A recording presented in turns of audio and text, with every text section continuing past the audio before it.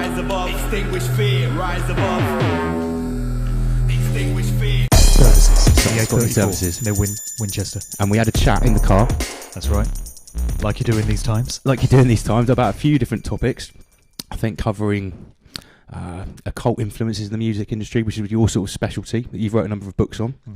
Mark's also featured me in his Good Vibrations podcast, a couple of my tunes, so I'm very thankful for that.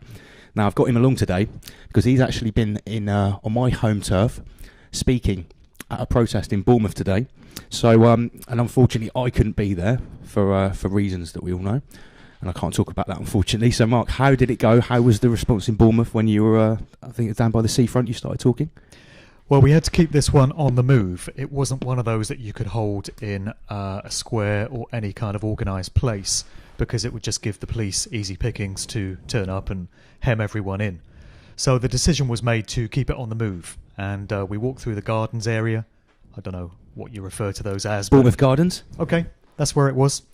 And I was the first speaker up, so I grabbed the mic as we were walking, and the guy with the PA system was behind me pulling the speaker around. And I just managed to get a few things off in my speech when I noticed there were some cops closing in. So they were closing in from different areas, and I felt that they might be trying to trap the crowd and stuff and pick people out for arrests, because I was in Bristol last Saturday, and that turned into a proper arrest fest. It got very ugly there. The police had clearly been given zero tolerance instructions. And I think that's the case with a lot of these protests now, because I'm hearing reports from all over the country that they're just plucking people out at random. They're going after the organisers, they're going after the speakers, anyone they find on a mic or with a loudspeaker, they're having them. But they're also just pulling random people out of the crowd. Yeah, it's getting pretty rude out there. I mean, I've just been looking at some of the footage. There were actually 2 arrests in Bournemouth today after you left. So you were quite lucky to get away without being bundled into a van, Soviet Union style. Yeah, just trying to avoid that. Just for speaking your mind, or as I like to say, just telling the truth. And that's apparently right. That's an illegal act nowadays. Well, it's now a crime. Yeah. What kind of stuff were you covering today when you were speaking in Bournemouth?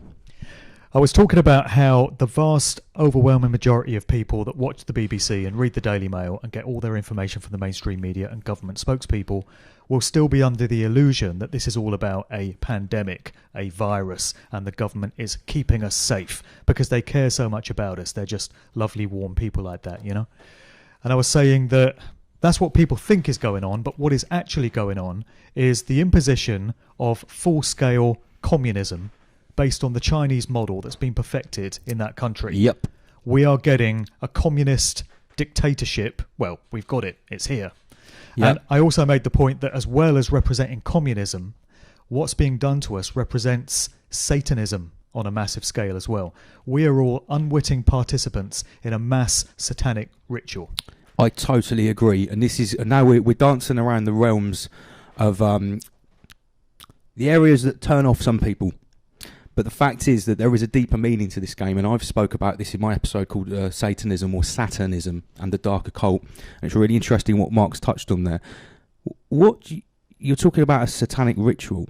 How do you think the mask plays into this? Well, the masks come straight out of black masses.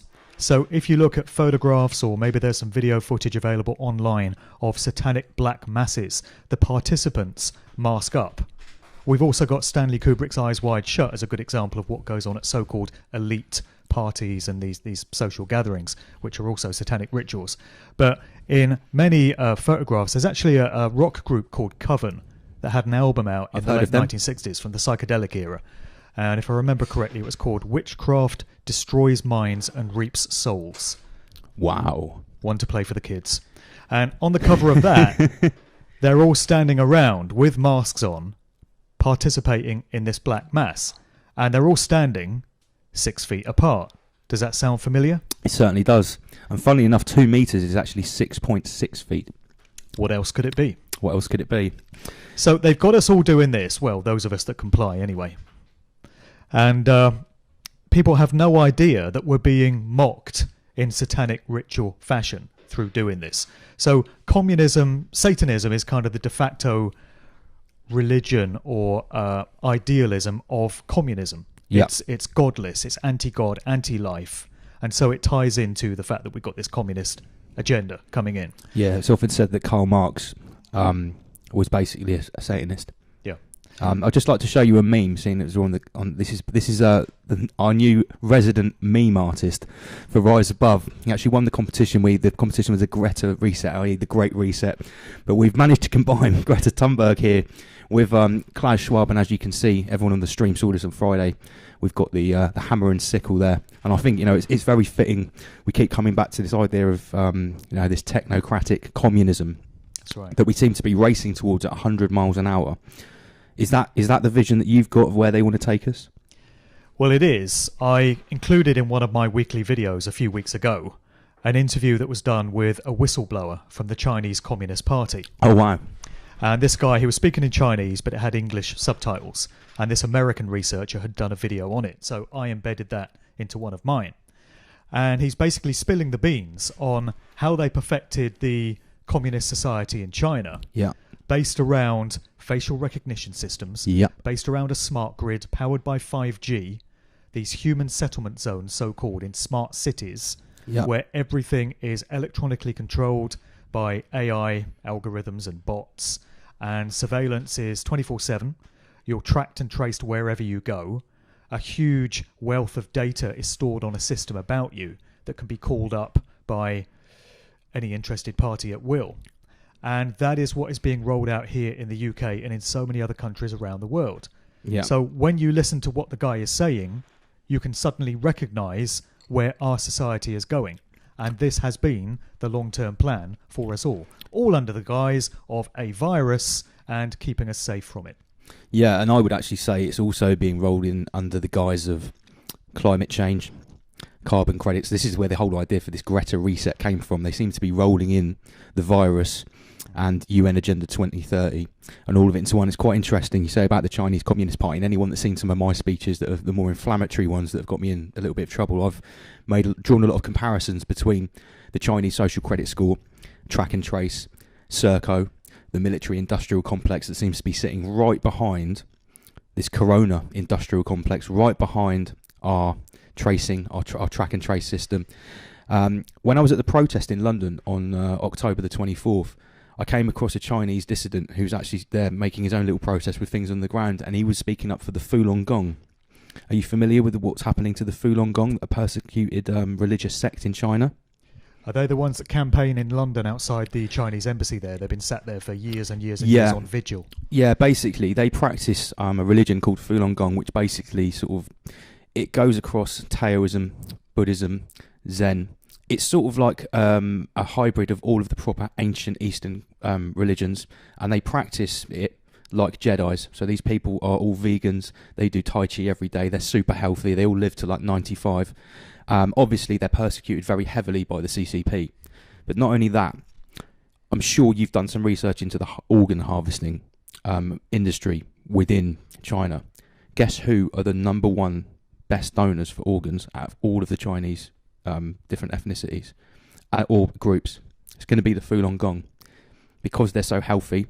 Vegans, they do Tai Chi every day. They don't smoke and drink and eat pork like the Han Chinese do. So these people, and this is what the guy told me, I'd already done the research, but he was an actual Falun Gong practitioner, and he says, yeah, they get snatched off the streets for practicing their religion, put into vans and taken to internment camps, and it's pay to order human harvesting. And I was saying, my friend, and I shook his hand, and he was very taken back. He goes, you know about this? I said, I've been researching it for 3 or 4 years.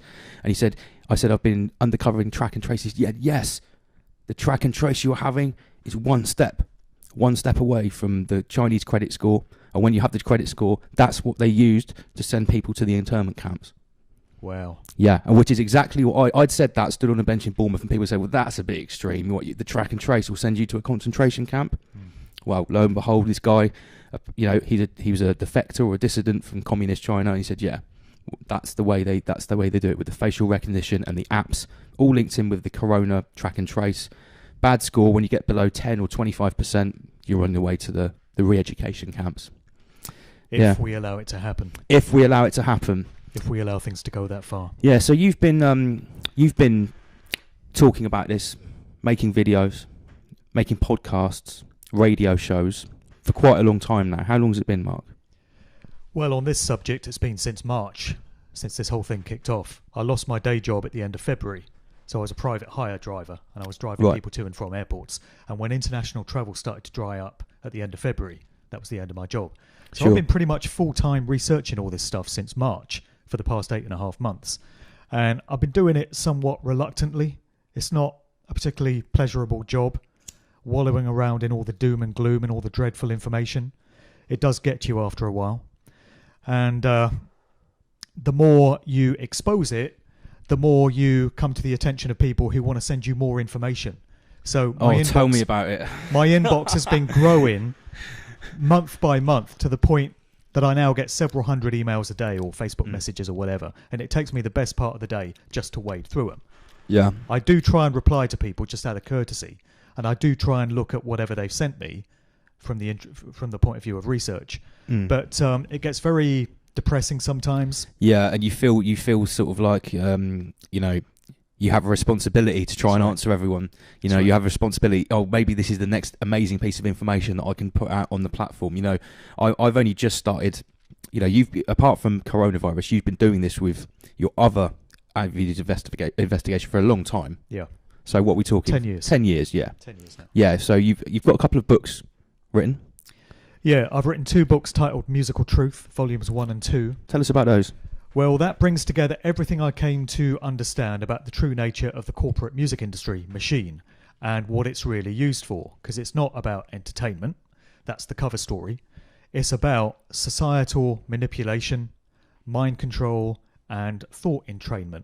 And all of that is achieved through music via these household name A-list artists that we've all heard of. So the industry is run on a kind of military basis. And when you look back at some of the original record labels and some of the original artists, actually, when you get into family connections, you find endless links going back into the world of the military. So a lot of these early record labels like EMI, Parlophone, Decca, RCA were involved in research of military systems before they started putting out recording artists. So they were involved in radar systems, sonar systems, radio research for military applications. And then you find they branched off into entertainment. And then when you look at many of the artists they had on their labels, you find family connections going into the world of the military and military intelligence. Jim Morrison. The establishment. Yeah, Jim Morrison. That was one I always think of. He was the son of a US military intelligence officer. Yeah, he was the Navy admiral that was in charge of the fleet of ships involved in the Gulf of Tonkin incident. The false flag which took the US into Vietnam. That's right, which never actually happened, it turns out. Later on, the US military admitted that the event was fictionalized or over-embellished, and that was the excuse that was used to put America into a bit Vietnam. Like COVID-19. A little bit like that. A little bit like that. Exactly. So the 2 books that I wrote were bringing together all that I'd come to know about this. In Volume 2, I went into a couple of areas that are very close to my heart, the hip-hop scene. Yeah. And the acid house rave scene, going into the kind of super club scene of the 90s in the UK. Dance music, house music. And I looked at how those genres show all the signs of manipulation and infiltration in the same way that all these other genres do, the ones that went before, rock and punk and psychedelia and everything that went before it. I've seen it happen in grime. No doubt. I don't doubt it. It's like, when I lived in London 15 years ago and I was listening to grime as it was happening on the pirate radios, it was really the newest, freshest thing. It was totally undiluted, just like hip-hop when it started. And, we all know, even people that aren't into the occult side of the music industry, they can see what's happened to hip-hop and to hip-hop artists. Clearly. But to see it happening to grime and see people like Skepta wearing a skirt and... well, we've had one breakaway recently. Did you see what happened with Wiley? I've seen Wiley's been tweeting some stuff, yeah. Yeah, and saying some pretty controversial things about the dark, nefarious forces behind the A&R industry. He was saying, he was dropping names like Epstein and Weinstein, saying, I've never been at those parties, bruv, but I'm not going to name who he names, but, people that he had been working above him. And he was dropping hints about occult, Hollywood-esque happenings that had tentacles that went into the UK entertainment industry. So don't ever think that when we hear these stories about secret societies, dark occult practices in Hollywood and America, don't ever think for a second that doesn't apply to this side of the pond as well. That's right. Yeah. Has he paid a price for that, speaking out? Well, I mean, it went on for a couple of weeks, I understand, and he was saying that he'd had something like £3 or £4 million stolen from him from this character, this record exec, who he names to be part of this cult. But in the feeds, he said he'd been raided by the police. He'd had people following him, although he hadn't officially done anything wrong. So it's sort of intimidation and stuff like that. But I was fearing for his life when I was watching some of the videos, because usually people that say these things don't last very long. Exactly. Prince, Michael Jackson, Yep. George Michael. Did you hear about Black the Ripper? Does that name mean anything to you? Yeah, I was familiar with him. He did a couple of records with Low Key, didn't he? Yeah. Righteous. Died in potentially mysterious circumstances. This year. And I understand he'd always had his Bank of England thing where he was sort of promoting marijuana culture and was always famously smoking in the police's face. Whether that's a good idea or not, I'll leave that up to him. R.I.P. But this year, he become particularly vocal about COVID and 5G and lockdown. And if I'm not mistaken, he'd actually been encouraging people to burn down 5G masts. Saw something yesterday. Apparently, it's a complete myth that you can actually burn down a 5G mast from the outside because of the way they're made and the materials they're made from. You can pour petrol all over them. And this is someone that works on this, and it's impossible to burn them down. Unlike speed cameras. Yeah, unlike speed cameras. So, yeah, and then Black the Ripper apparently died in mysterious circumstances. Was it in Montserrat?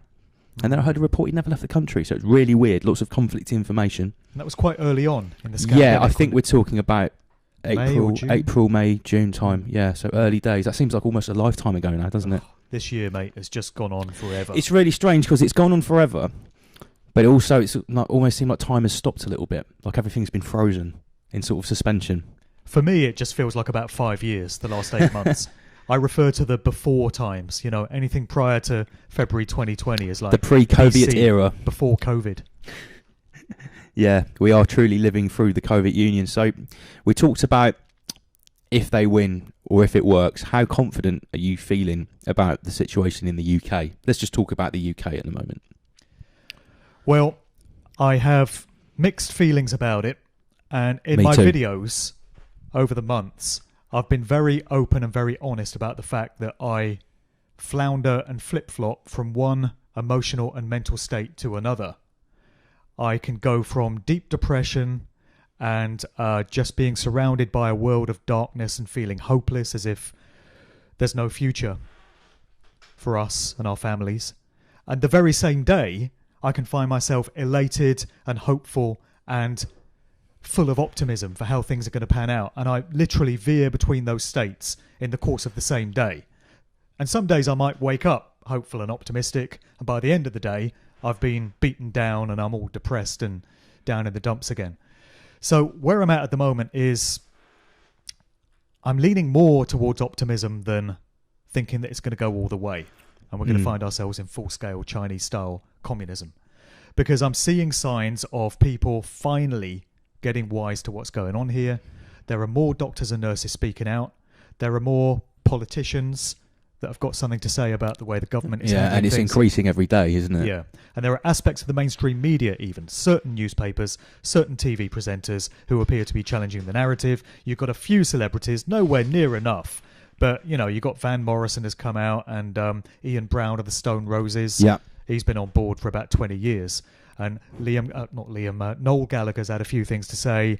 And then you've got some TV presenters like Carol McGiffin and Denise Welch and Richard Madeley. And like them or loathe them, people do listen to what these people say. Yeah, they might be idiots, but at the end of the day, a lot of people do get their opinions from these talking heads and from these television personalities, whether that's a good thing or not. Well, so right. to have some of them on side, they're real people too at the end of the day. Some of them are anyway. Well, that's right. Can you imagine the impact of somebody of the ilk of, for example, Paul McCartney, Mick Jagger, Rod Stewart, Elton John, somebody like that, coming out and speaking up about the fact that this is a scam, that it's nothing about a virus. Bono. That's never going to happen with him. It's never going to happen. It's never going to happen with the names I mentioned either.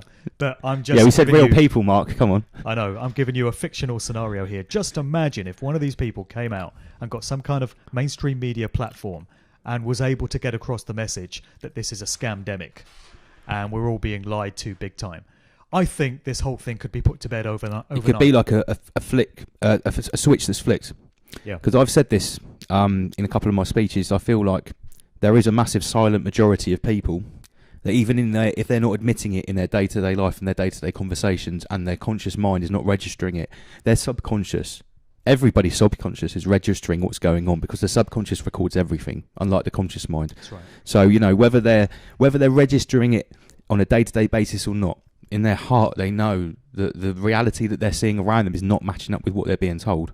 Same as people in the medical industry. So I feel like there is a huge silent majority of people that are ready for the catalyst, the hair that broke the camel's back, whatever it's going to be, that one thing, to flick the switch, say actually it's okay to just, no, this is not happening. And everything that's being done to us is right out there in the public domain.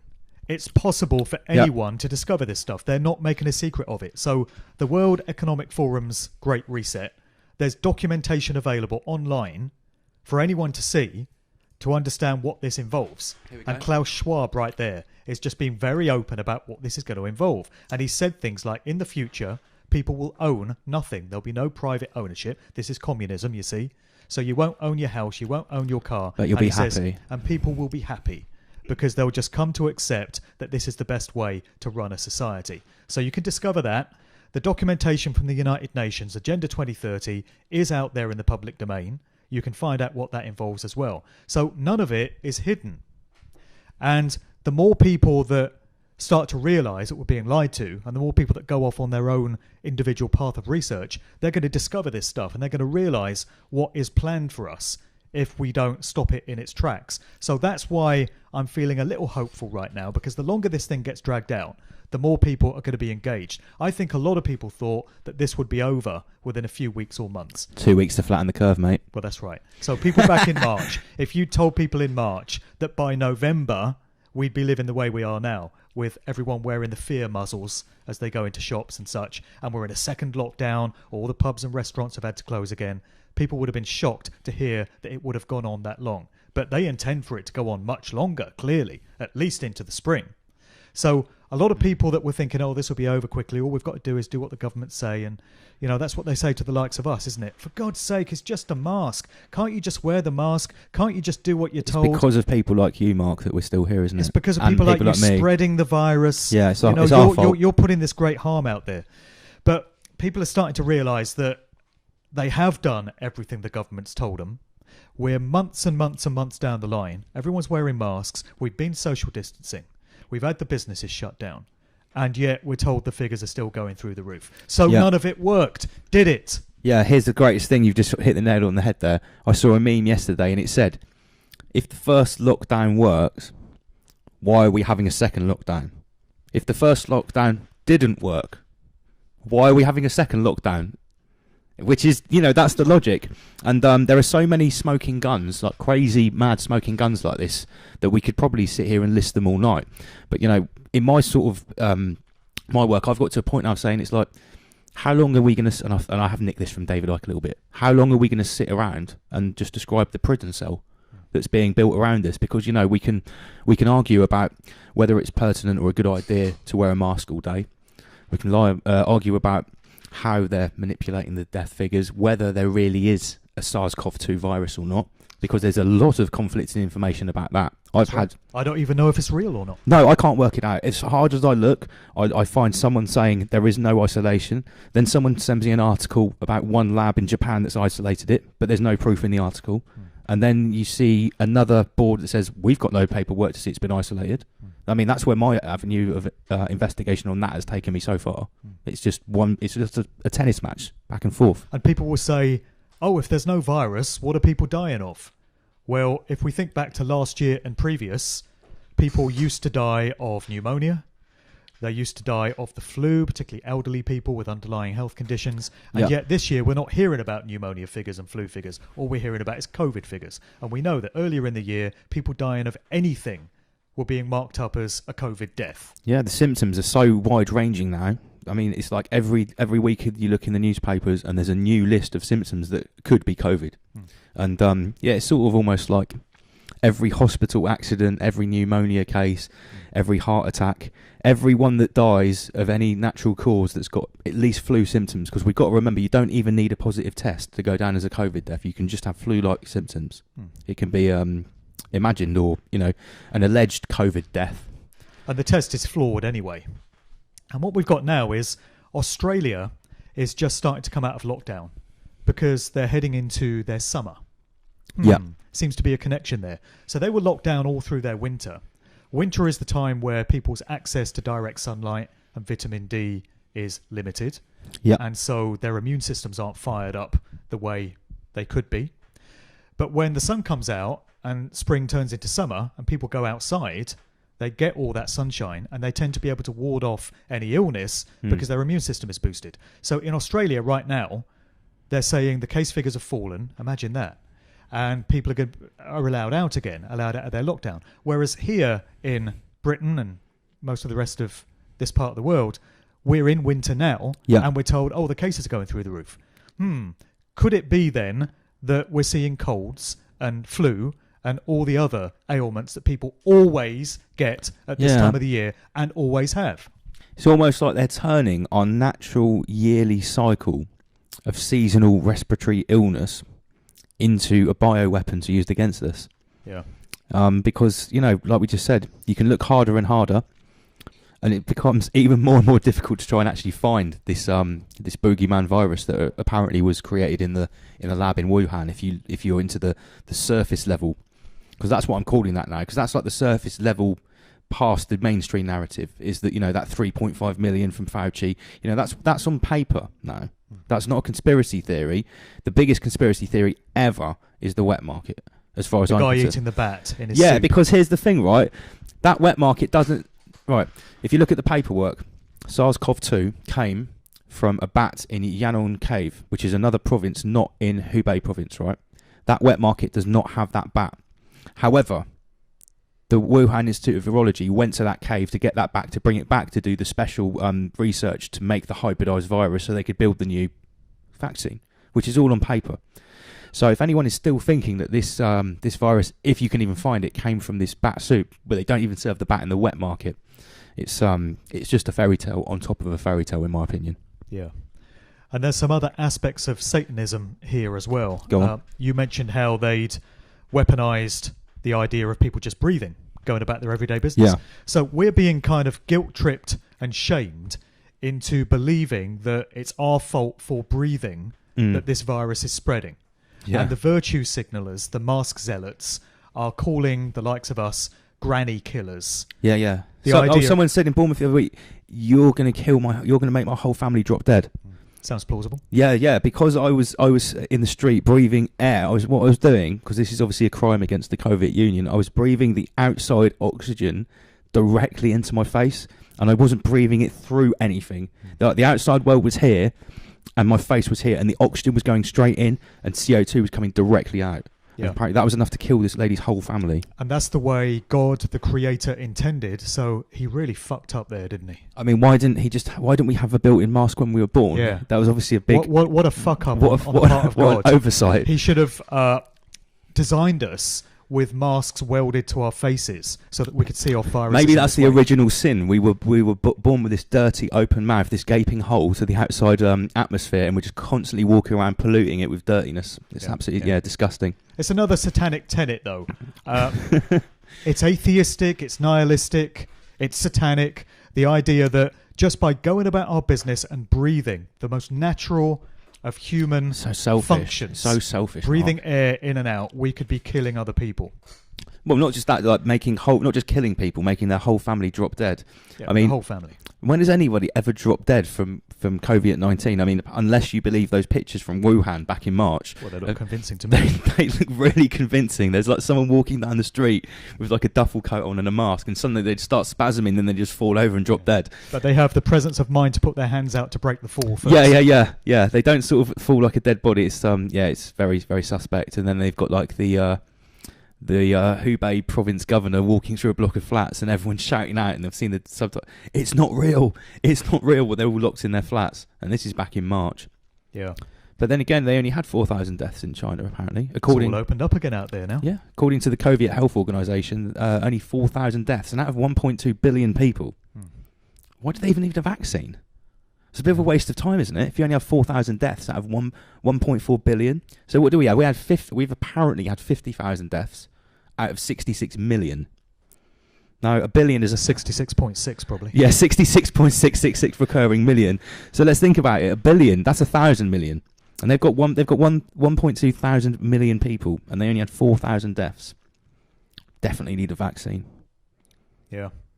What Well, we're starting to find out what the whole agenda was really all about now, aren't we? With Matt Hancock banging the drum for the vaccine and saying they want to roll it out to everyone by the end of December. I was looking at a newspaper report today, and it was saying, hopes are high for every adult in Britain to have taken the vaccine. Yeah, well, keep hoping. Yeah, because there's going to be a big pushback when they try and get the whole public to take that. Obviously, there will be those that will queue up with their sleeves rolled up saying me first, me first. Yeah, I reckon about 25%, 30% of people, I think, unfortunately. But there's going to be a big pushback from a significant part of the population who have heard that vaccines are not entirely a great idea. That's just normal vaccines, though. That's a normal vaccine that they've been making for 30 years, that was produced in 6 years. It's not a brand new type of gene-altering RNA vaccine that's never been tried before. So it's a whole new kettle of fish. Right, percentages. What percentage of the UK do you think is like literally that's not going in my arm? I think it's going to be 25% or more. I would say 25 to 30. Conservatively, 25 to 30. There might be another 15 to 20% of people that probably say, "I would want to see a lot more tests and results." This is interesting to me because if you had to put a figure on how many people, what percentage of the population think that COVID is a scam and there are ulterior motives at play, I wouldn't put that figure as high as 25-30%. Maybe 15. Yeah, I would think 10 to 15% you're doing well. But you're going to get a significantly higher proportion of people opposing the vaccine because of the bad press that vaccines have had in the mainstream media even. Yeah. Have you seen about that new piece of AI software that they've ordered to cope with the huge predicted amounts of vaccine damages, just to process them so that the whole Department of Health doesn't get completely inundated with vaccine damage requests. Everything you need to know right there. Yeah. In them doing that. Yeah, that's it. So right. So we've chatted about a few different things there. Where do you see this going from now to December? Because I can see that we're going to have a bit of an uproar on our hands potentially. I think if this plan keeps going ahead in the way it's going. Well, there are three things that we could discuss here, and I don't know what your take is on any of these. First of all, there's what is said to be the imminent arrest of Matt Hancock under common law. Yeah, we've heard a lot about that from Michael Oban this year. We have. I've seen that some of the papers, which seem to be written out in the correct manner, with the right bits redacted. But I will remain sceptical until I see Matt Hancock at least not going about his daily business, at least see him out of the public stage. To see the guy in handcuffs in TV, that's a different story because we know how the mainstream media works. But, I'd at least like to see a drop in his appearances on TV or announcements to believe that any of that's going on. Yeah. As much as I'd like to think it's true. What do you think? I feel about the same. My dad always used to say to me, if something sounds too good to be true, it is. Yeah. And Matt Hancock getting arrested sounds too good to be true. So Michael and his team are still saying that it's going to happen, that it's valid, that it's going to be made to stick. But we've waited a while already. It's supposed to be Monday, last Monday, wasn't it? Yeah. Well, when he served it, I think he served it on Monday, if I understand that correctly. Yeah, they're still waiting to get the warrant back from the magistrate's court as things currently stand, I gather. So okay. I don't know whether that's going to go ahead or not. If it does, and Hancock does get arrested under constitutional law, common law, he would be the first in a series of dominoes to go down because they're trying to get him on fraud, genocide and treason. And all government ministers that have been pushing this scamdemic are guilty of fraud, genocide and treason and crimes against humanity.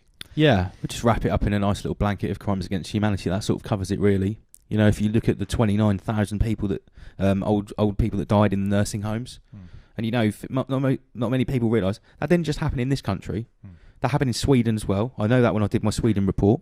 It happened in the US, as we famously see with Governor Cuomo. Canada. Italy as well. Yes, Italy as well. It seems like it's almost like all Commonwealth and the most highest GDP European countries and the highest GDP South American countries have all followed the same blueprint. That's right. And where could that be coming from? The most tyrannical, oppressive restrictions seem to have occurred in the English-speaking Commonwealth countries. You know, Australia's been really bad. New Zealand, very extreme. Canada, horrific. South Africa, really bad. All of them have still got the countries that still have the crown. The virus of the crown virus, yeah. The corona crown virus, the virus of your highness, as I've called it before. Yeah, but it does seem to be Commonwealth countries that are suffering the worst. It really does. And as you say, they're operating to the same blueprint, it would seem. So that's the first thing. And Boris Johnson going into self-isolation for 2 weeks, that's a bit of a strange one. Who's really buying that? He's supposed to have had COVID at the start of all of this. And we're being told that once you get it, you develop an immunity and you're not going to get it again. So to me, there's an ulterior motive for Boris Johnson going into isolation. Yeah. I do wonder if it's connected with what we're told are these private criminal prosecution bills being brought against the MPs. Yeah, because it's not just Michael Obanisia. There are others, aren't there? There are other cases, yeah. There's quite a few.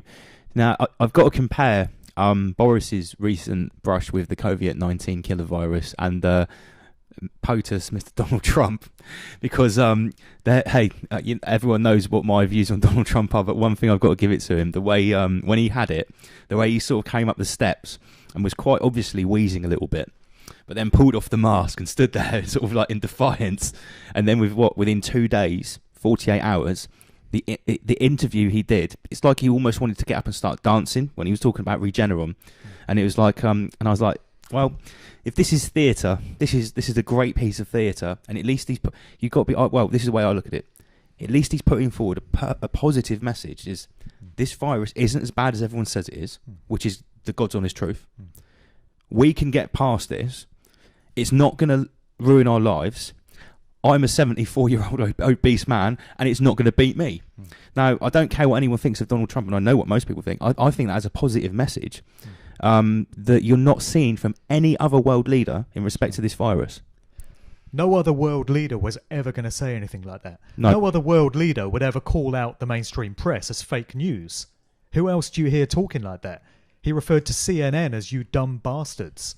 That was an amazing moment. You dumb... Was it? They're not buying it anymore. COVID. Yeah. They're not buying it anymore, you dumb bastards. Exactly. I think I was drinking the coffee at that point, and I sprayed the coffee all over the room. It was a magical moment. Who speaks like that? Well, he's no politician. Yes, he's not a politician. That's the best thing about him. That's the point.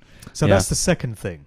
You were asking me about where I see things going and, reasons for hope. So that's the second thing, the situation with Trump and what's going on in America right now. Because it's only a matter of time before that election gets called for the massive fraud that it involved. It's such There's a massive fraud. There's never going to be a President Biden. No, there it's never not. was going to be Can't a President happen. Biden. It just will not happen. Sorry to all the liberals out there. Sorry to all the Democrat supporters, but it's not going to happen. It's only a matter of time now before Trump's team presents all the evidence that's needed to show that that election was rigged, and he then gets firmly installed for his second term in office. And I like to think, if I've read him correctly and if all that I've heard is correct and valid, he's going to very quickly roll up his sleeves and get to work. There's nothing else stopping him if he gets re-elected. Because That's if he doesn't do it now, because this is the way that I look at it, and I know that you didn't start off on Team Trump. I know that you've converted very slowly and incrementally because I've watched some of your posts. That's right. And like I've said to people, I worked out before I even came across these Q posts, whatever people think of those, that Donald Trump was not on Team Davos. And when I say Team Davos, I mean the climate change, globalist, collectivist, Great Reset agenda where, we're all living in super cities with no private property. Because at the end of the day, there's no room for people like Donald Trump in that future. Unless you're Grand Lord Chancellor Schwab or one of his affiliates, there's no room for millionaires and billionaires to be living in that future. So, it's been quite interesting because as time goes on, though, I think there's been a lot of people in your shoes that were very sceptical at the start. And I will say, when you come from our background, we've been looking into this left and right illusionary narrative for a long time. And, you know, I'd never voted before we got any, or would have ever backed a politician before we got to this situation here, when I saw what I thought was potentially a rebel, a wild card, or at least a wrecking ball.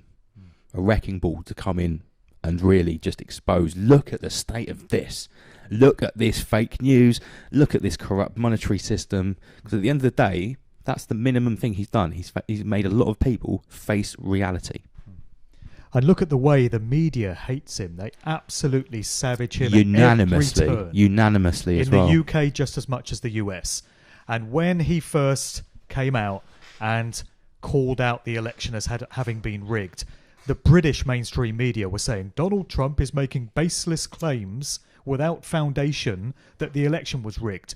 Well, how do they know they're baseless claims when he's only just made the announcement and they've not had time to research it and look at the data? Yeah, and people are going, where's the evidence? Where's the evidence? You know, you've got Rudy Giuliani and Kayleigh McEnany holding up these affidavits. It's like, well, wait a minute. We're not in court yet. Yep. No one's going to be calling their star witnesses in a press conference. So, I mean, you know, they were even savaging that.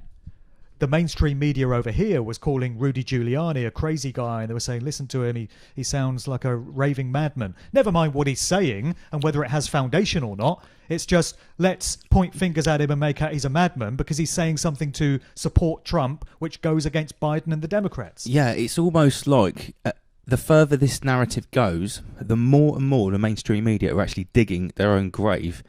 Just digging it deeper and deeper and deeper. So you've got this core of people which are still buying into it, and they're also digging themselves deeper and deeper because they're entrenched in protecting this narrative that they've built up, which is so blatantly becoming obvious. You know, it's so one-sided. You know, if we're to believe that we have this left-right Hegelian dialects and everything, why the hell is 99.9% of the mainstream media against Donald Trump unless he represents a threat to what some people would say is actually a monolithic force that are using the media for their own goals, which at the end of the day is what we're talking about, isn't it? Yeah. I mean, George W. Bush never used to get bad press like this, and he was a village idiot. Yeah, right. And he was the original bad guy, wasn't he? Yeah, he couldn't run a bath, never mind America. And he got favourable press for the most part because of the family he came from and because of what he represents. He's a figurehead for the control system. But as you say, Donald Trump is a wild card. He comes from outside of the political establishment. He's an outsider. And that makes him unpredictable. Can afford to fund himself as well. That's right. He's foregone his presidential salary. Yep, gives back, was it about $500,000 a year? Something like that? Probably, yeah. When has anybody ever done that before? That's right. That's right. So we are going to see in the weeks and months ahead whether Trump is everything that so many people have hoped he is. So many people have got so much invested in him. And I've got to say, if we get to March or April next year and we're all still walking around in masks, we're told the virus figures are through the roof, businesses are all shut down, we're all having to distance and wait outside shops and stuff, schools are being shut down again, I'm going to be concluding that we've been had yet again, big time on this one. But I don't think that's going to happen because Trump has made a few comments along the way to the effect that one day this virus will just go away like a miracle. Yeah, he said that. He said that more than once. I know he has. Yeah. Yeah, and it's almost like, you know, and people have said, "Oh yeah," he said we've had these dates come up and with the Q boards and what Trump said, and it's gone and come and gone. I think at the end of the day, there's a struggle going on. On multiple different theatres, and there's a game of chess going on as well. But it's very true. I think that once, if all comes to pass and he gets the obstacles out of the way, you're right. There's no reason for the continuation of the virus. That's right, because the virus was cooked up to a very large extent to derail his chances of getting the second term. My view on it is that it was planned for that purpose, but then the evildoers decided that if they rolled it out all over the world at the same time and made it a global pandemic, so-called, then they could fast-track everyone into communism, which they wanted to do by 2030 anyway.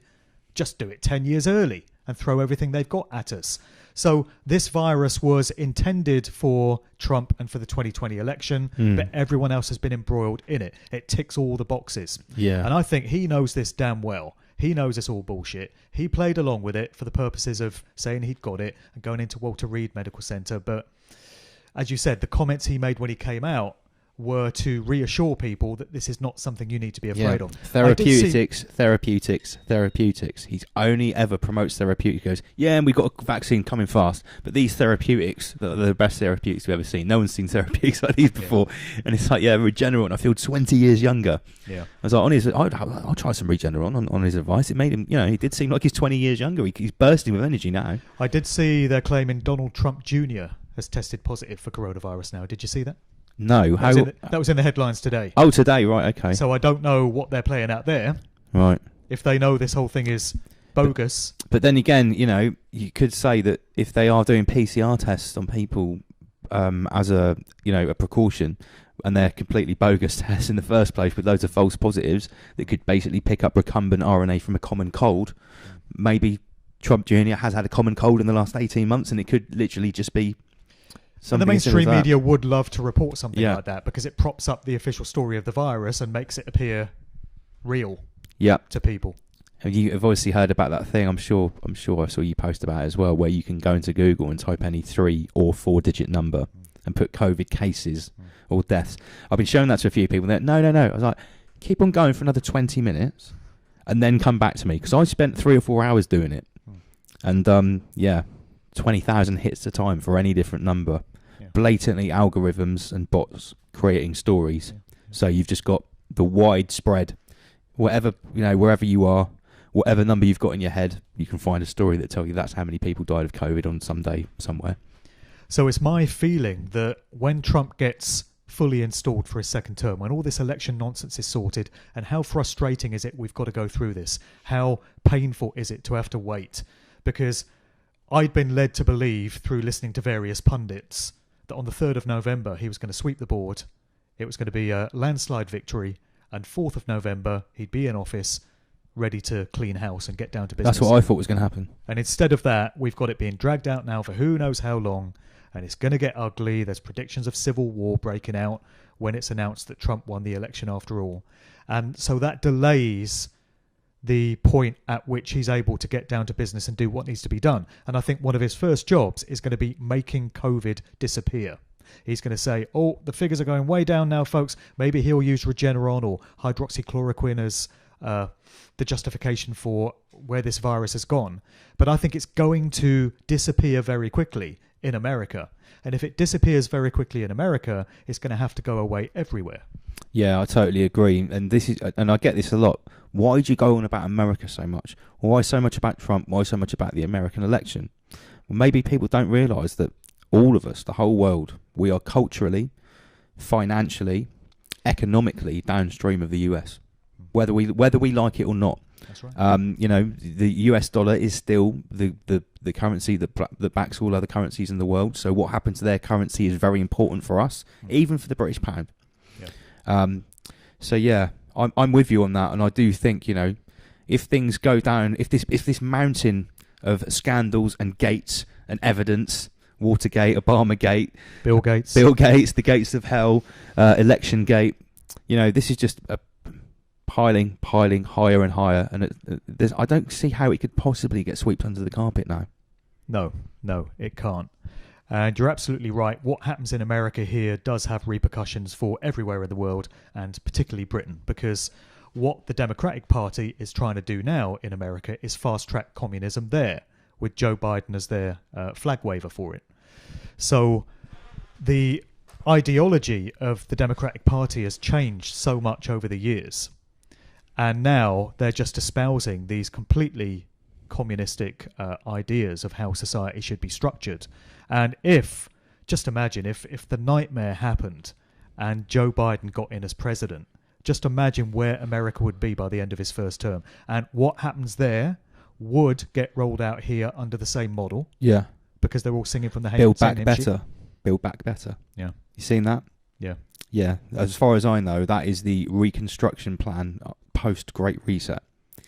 You see it, Macron, Boris, Biden, lots of other European leaders, even the Chinese. I've had someone translate Build Back Better in Chinese, and the Chinese stand behind it as well. Only world leader you will never see in front of Build Back Better, President Trump. That's right. And that only happens if we allow it to happen. And so this kind of brings me on to the third reason that I'm holding out some optimism. And that is what we're told about this amazing shift in consciousness, which is said to be occurring on the 21st of December. The grand solar flash, the Yeah. mass coronal ejection as well. Yeah. Did you know it's called that as too? Yeah.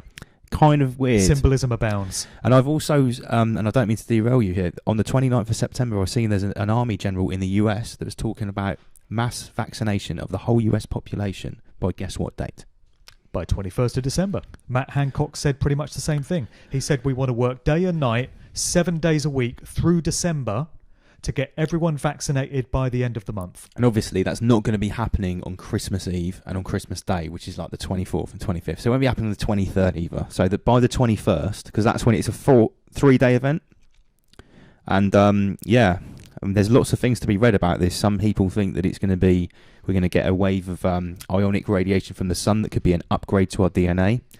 Other people think it's going to fry every microchip on planet Earth, like the Carrington event in the 1800s when the telephone lines and the telegram lines set on fire. Some people think it could literally wipe out all life on Earth, just fry everything on Earth. Don't go for that one myself. No, hopefully not. Could send us back to an ice age. Some geologists believe that's what could happen. But I've said I reckon it's a much better candidate for the end of the Mayan calendar that was apparently supposed to happen in December 21st, the same date in 2012. Think about all of the things that happened this year. They just got the figures in the wrong order. Instead of 2012, it should have been 2021. Oh, maybe. Potentially. I never thought of that. But, you know, at the end of the day, when you're predicting, what, is it a 5,000 or 6,000 year or a 25,000 year cycle? Anyway, it's many thousands of years. 26,000 years. When you're making that kind of prediction, a discrepancy of 8 years, it's neither here nor there, is it? Exactly. So nobody knows what this is going to look like. And as you say, lots of commenters have got opinions on what's going to happen. But there's a lot of agreement among scholars into these things and astrologers and such that the 21st of December is going to be a major shift. Planetary conjunctions and Jupiter and Saturn align. Yeah, for the first time in 800 years. Ooh. And the idea is that it is going to affect human consciousness, and maybe it's going to be an event that lifts the veil of all these deceptions and all these lies and enables large numbers of people. We've been bashing our heads against the wall all year, imploring people to listen to what we've got to say. But maybe this is an event that is going to allow them, of their own accord, to see it and to comprehend it. And you've got to wonder why they've been throwing everything they've got at us so quickly this year and trying to fast track it through. They want to get it all done in time for this date. That's why they're trying to get everyone vaccinated, because the vaccine is going to cut you off from your spirituality. It's going to have ingredients that affect your ability to access higher realms of consciousness. Yeah. It's going to interact with the pineal gland and cause blockages. So that would explain why they want this thing out so quickly, because they're panicking. This is exactly what I said on my speech on October the 31st. I'd like you to listen to it when you leave, actually, because it basically, it's almost everything you've just said. Why would they be throwing everything at us in this increasing crescendo and risk revealing themselves? But it's not just a risk, it's definitely 100% revealing yourself at the moment, because at the end of the day, the cards are on the table, the writing's on the wall, everything that's planned for us is being laid out in graphic detail. And well, at some level I think maybe we have to consent to it, and I think that they do believe that, and I've talked about this a lot. The dark occultists, I think there isn't a level, they actually do respect free will in some respect, and the predictive programming in Hollywood, in the music, through the media, the plans that are written out decades before Agenda 2030, etc., etc. Yeah, I've got into that as well. It's like they give you an opportunity to know, they give you a kind of get-out clause, and I see that in most cases. So, for example, with the masks, they've given you a way out by saying you've got a medical exemption, and all you've got to do is state that, and the store is required to accept it. But if they're going to mandate vaccines and claim that you can't travel unless you've had one of these things, you can't send your kids to school, you can't go to work, I wonder where the get-out clause is there. I've already started looking into it, like what religion could you say you are to say that I won't have a vaccine? I don't know if there's like a Jehovah's Witness get-out clause or things like that. You could say you're a vegan. Yeah, because obviously it's got like recumbent sort of monkey cells, bovine serum, aborted fetus. From that fetus from 1963, which they've been regenerating in a lab since 1963. Yeah, crazy. Not very vegan friendly, is it really? No, not really. I mean, not only has it got like a multitude of different animal cells in it, it's actually got human fetal cells in it as well, and Luciferase. You heard about that? The new bioluminescent thing that's going to go in the Moderna vaccine. It's actually called Luciferase because it's bioluminescent. You can put a UV light on it, and it will shine up like a UV QR code with your vaccine record. What a name! They're telling you right there what it is. Yeah, very, very. Very in your face, as we've been talking about a lot on the show with various different things. Well, Mark, I'm going to say before we hit the hour, it's been an amazing chat, a really good insight, and amazing to see you again, mate. Just before we wrap it up, can you just let everybody know how people can get hold of you, what you've got coming up, and some of the projects you're involved in at the moment, if they want to check out your work? Sure. Well, I've had a new website built for me this year by a guy in the US. He's done an amazing job. It's there at djmarkdevlin.com. I had to put the DJ bit on the beginning, even though I don't DJ anymore because markdevlin.com was taken. But that's a one-stop shop for all my activities, so you can access my videos and my podcast and everything else via djmarkdevlin.com. On YouTube, I put up a new video each weekend giving my thoughts and reflections on current events. So that's there on YouTube under Mark Devlin TV. Other than that, my next project is going to be writing Musical Truth Volume 3, which is something I've wanted to get started on the entire year. I had lots of plans for 2020. I was going to be going to Australia in the very week that Australia went into lockdown. I was going to be doing a speaking tour out there in 4 Australian cities. Damn. I was going to be going to America to partake in a conference there. We had a family holiday booked. I had a big birthday party booked. All of that got cancelled. And something else I had plans for at the start of the year was to write Musical Truth Volume 3. And I've been so distracted with everything else that I felt an obligation to put my efforts into that I've not had the time to do it. But I am going to put aside 2021 to get that book written with a view to it being out early 2022. Because it's all in there. It's all in my head. It's just a case of getting it onto the page. I know what's going to go in it. There are still aspects of the story that have yet to be told about the music industry. There are some things that I've not covered in the first 2 books, and I'm really looking forward to getting all that done. And it will be such a welcome distraction from all this COVID bollocks. Yeah, because sometimes you've got to take your mind off all this COVID stuff, haven't you? It's just all-encompassing. Dominates your entire life. Yeah, tell me about it, mate. Well, it's been an absolute pleasure. Once again, guys, this is Mark Devlin. I'll put all the links up that he's just said in the description. Thanks very much for tuning in. Don't forget to subscribe, like, share it, and don't forget to rise above. We let the demons feed on your soul. Blood drips, growl of the demons. Growl of the demons, evil's abundant. We let the demons feed on your soul. Blood drips, growl of the demons. Right arm holding the carcass triumphant. We let the demons feed on your soul. Blood drips, growl of the demons. Growl of the demons, evil's abundant. We let the demons feed on your soul. Blood drips, growl of the demons. Right arm holding the carcass triumphant.